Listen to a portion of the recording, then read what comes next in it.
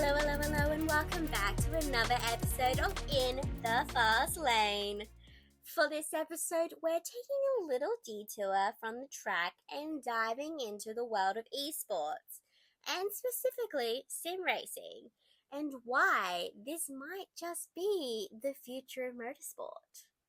Now, if you're thinking, esports, I don't follow that and really don't care, please don't hit skip just yet. I promise this will still tie into the real life motorsport categories that you love. But I'm also going to touch on how esports is shaking up the sports marketing world. So, stick with me and you might just discover a whole new side of racing that you'll love. Okay, so what is esports anyway?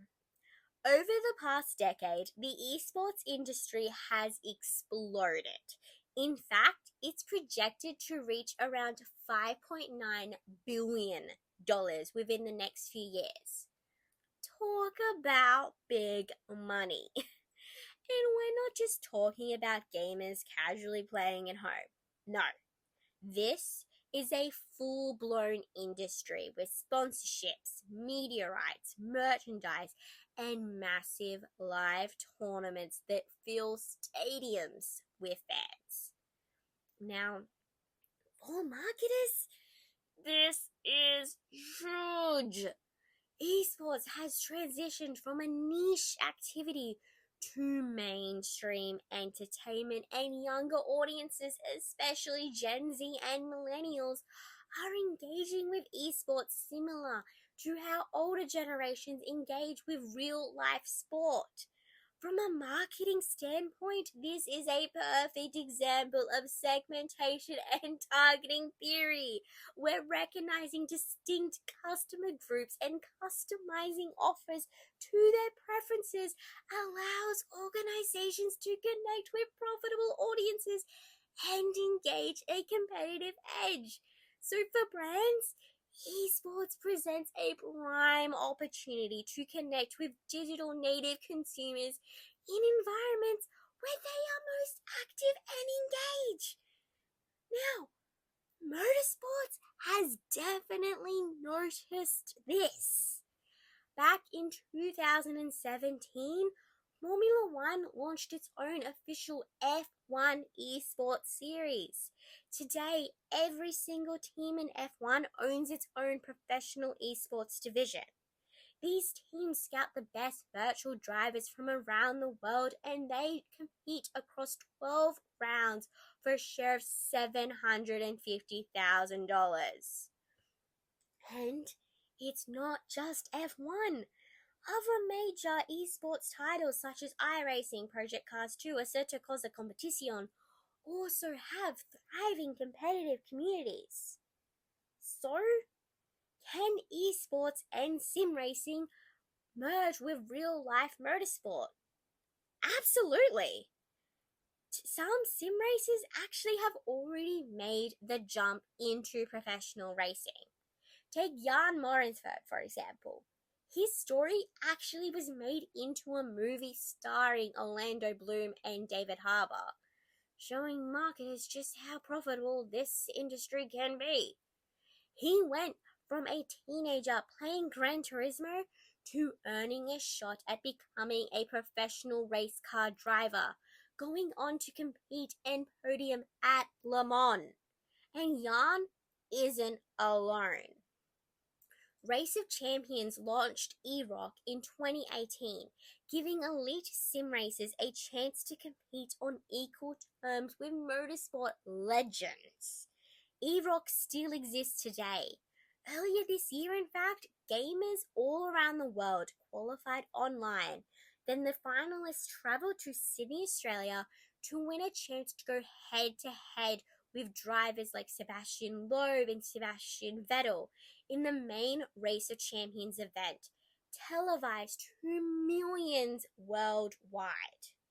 So this is more than a spectacle. It proves that esports can serve as a pathway into real-world motorsport, providing talented virtual racers with an opportunity to transition to the physical track. And from a marketing perspective, it's a gold mine. Brands can engage both gaming and motorsport audiences simultaneously. Now, of course, not everyone in motorsports is convinced. There is still a strong undercurrent of resistance, especially from traditionalists who view real world track experience as irreplaceable. At the 2025 Dutch Grand Prix, during the Free Practice 1 broadcast on Sky Sports UK, ex-driver and 1997 Formula One world champion Jack Villeneuve dismissed simulators as just a video game. When presenters were discussing how Max Verstappen and rookie Gabriel Bortoleto uses sim racing games to practice tracks and share tips before race weekends, which is especially important in an era where testing just isn't as available as it was back when Jax was racing. Now, this isn't the first time Villeneuve has expressed these views, but even as more drivers acknowledge that simulators enhance their skill, his stance remains unchanged. These comments highlight a wider cultural divide where segment of the motorsport community still doesn't see esports as a legitimate training tool or sport. This sentiment is echoed more broadly in academic debates about esports as a whole. The classification of esports itself remains controversial, with some arguing that it doesn't qualify as a real sport because it lacks the physicality, endurance, and bodily exhaustion traditionally associated with sports. Yet, I'd say the evidence suggests otherwise. Lando Norris, a current McLaren F1 driver, emphasizes the real-life training benefits of sim racing, stating that having a sim race at home when he was younger provided invaluable experience in developing his racecraft, and esports made a significant contribution to his eventual F1 success. Now, Norris's experiences demonstrate that despite traditionalist pushback, sim racing is more than just a game. It is a tool for enhancing performance and fostering talent growth. For marketers, this split highlights the need for strategic communication. Brands must carefully present esports as a complementary tool to traditional motorsport, not as a replacement, to overcome skepticism and increase acceptance. Okay, so I think that's enough negativity and debate about is esports a real sport or not. Let's now focus on a leading advocate for esports and sim racing. Of course, I'm talking about Max Verstappen. Now, beyond being a four-time Formula One world champion, Verstappen is also one of the most successful sim racers in the world. But he isn't just dabbling in sim racing, he's deeply invested in it.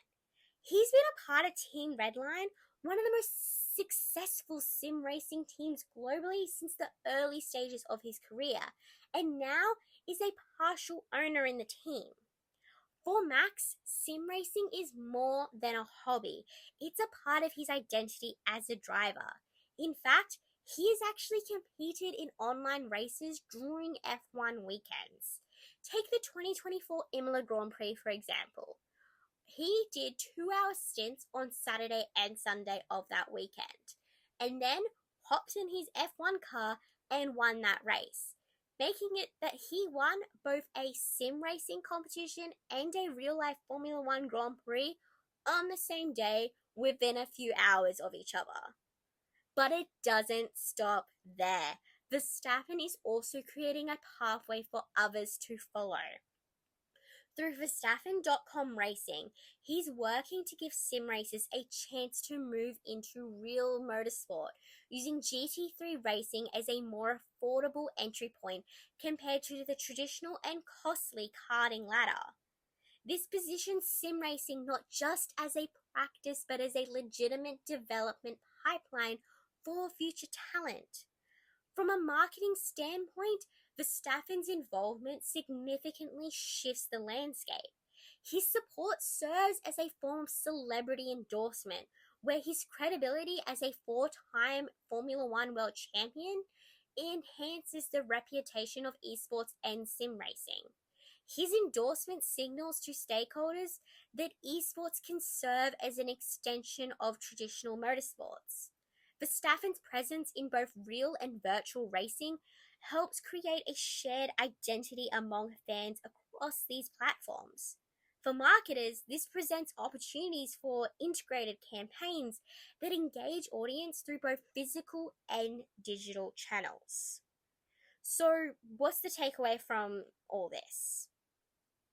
It's clear that esports and sim racing are no longer sitting on the sidelines. They have become an extension of motorsport, offering opportunities for fans, brands, and drivers alike. For sports marketers, the challenge is now turning these opportunities into lasting and meaningful relationships. This involves integrating transmedia storytelling across esports and traditional motorsports, incorporating gamification to reward participation, and collaborating with digital native communities to maintain authenticity. When done right, these strategies not only draw attention, but also foster genuine loyalty. Esports is more than just a passing trend. It provides fans with a fresh way to engage, offers brands access to young, digitally engaged audiences, and helps motorsport as a whole overcome obstacles like cost, location, and tradition. The future of racing might just be shaped equally by simulators as it is by on track events. Okay, that is where I'm going to leave today's episode of In the Fast Lane. Thank you for tuning into my chat about sim racing and just why it could shape the future of motorsport. I really hope you guys learned something new today with esports, and maybe you guys might even check out a sim race. Check out YouTube or Twitch to find a free sim racing event. And don't forget to like, subscribe, and share my channel. Until next time, keep you guys' eyes on the track, real or virtual. Bye!